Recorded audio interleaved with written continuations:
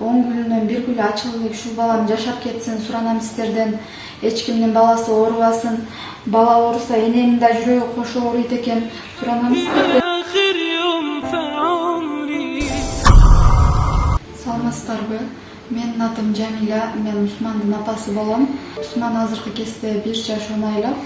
Биз 2021 жылдын 22 апрелинде Бишкекте онкологияга барып анализ тапшырсак, бизге деген острый лимфообластный лейкоз клеточный деп диагноз коюшту. Ошол күндөн тарта биз Бишкекте онкологияда химиотерапия менен дарылана баштадык.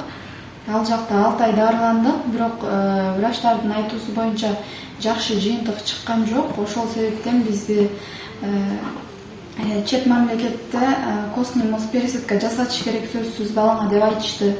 Андан кийин биз Кудай буйруп азыр Турциянын Анталия шаарындагы медикал парк клиникасына келдик.